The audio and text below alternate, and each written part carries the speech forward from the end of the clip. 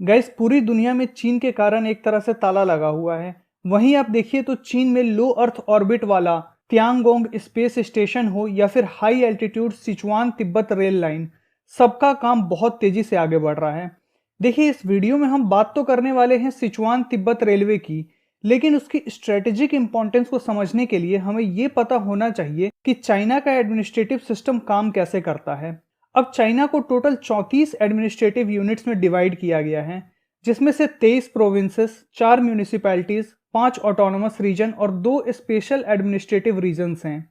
Guys, unlike India, Chinese municipalities का मतलब होता है वो रीजन जिसका administrative control directly central government के पास होता है, just like our union territories. अब आप यहाँ मैप में देख सकते हो कि तिब्बत 4 प्रोविंसेस से कनेक्टेड है, जिसमें से 2 प्रोविंसेस यानी कि चिंघई और सिचुआन रेल के जरिए तिब्बत से कनेक्टेड हैं। यानी कि तिब्बत को बड़े स्केल पर मेनलैंड से कनेक्ट किया जा रहा है।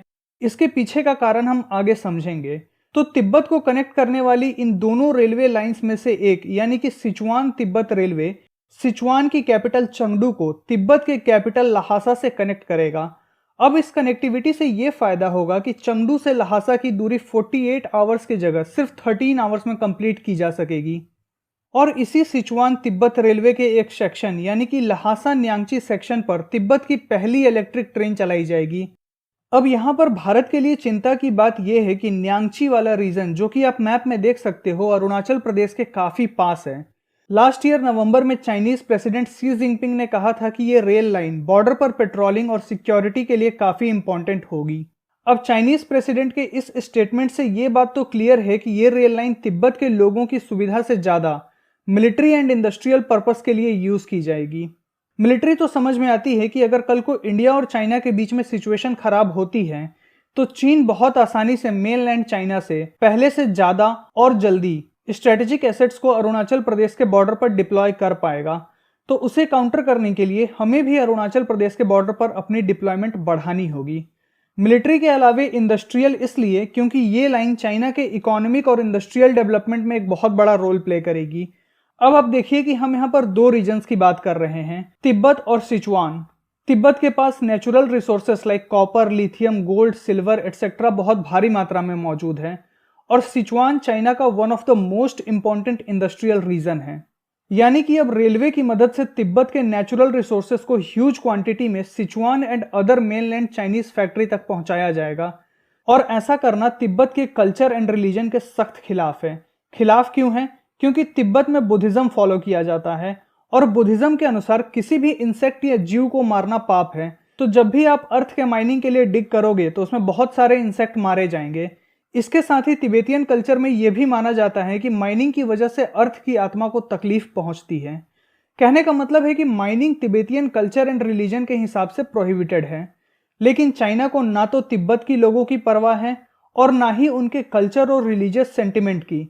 चाइना किसी भी कीमत पर तिब्बत को अपने इकोनॉमिक गोल्स को अचीव करने के लिए एक्सप्लॉइट करना चाहता है। तो अभी तक हमने समझा कि सिचुआन तिब्बत रेल लाइन का स्ट्रेटेजिक इंपॉर्टेंस क्या है। अब इलेक्ट्रिक लाइन इसलिए क्योंकि चाइना अपने कार्बन फुटप्रिंट को घटाने की कोशिश कर रहा है।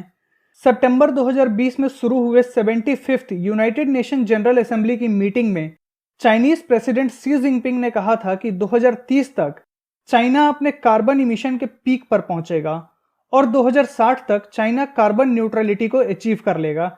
यानी कि चाइना एक कार्बन न्यूट्रल कंट्री बन जाएगा। अब चाइना अपने इस कमिटमेंट पर कितना ज्यादा खरा उतरेगा ये तो समय ही बताएगा।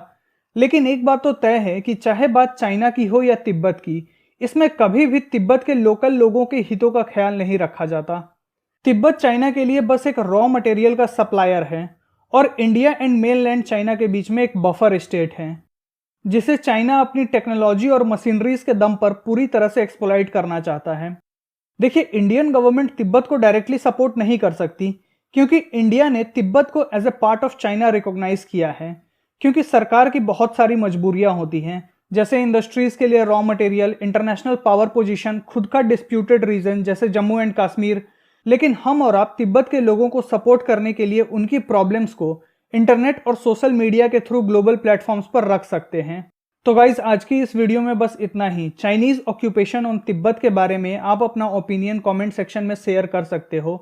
मिलते हैं नेक्स्ट वीडियो में एक और इम्पॉर्टेंट टॉपिक के साथ, तब तक के लिए धन्यवाद।